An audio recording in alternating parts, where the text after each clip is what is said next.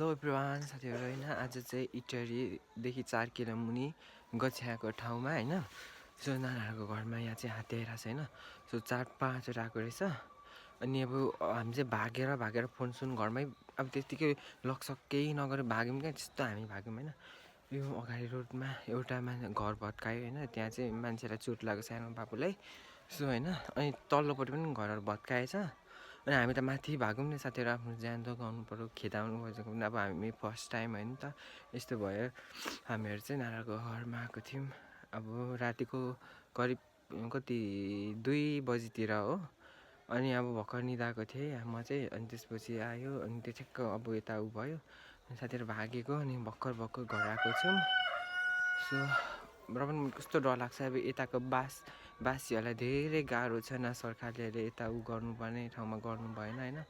अब ज्यान जोगाउनु पर्छ साथीहरू होइन त्यो पनि रातिको टाइममा मान्छेको ज्यान बचाउनु पर्छ कतिजनाको के हुन्छ कतिजना नोक्सान हुन्छ मामा साथीहरू सबैजना सतर्क हुनु होला कृपया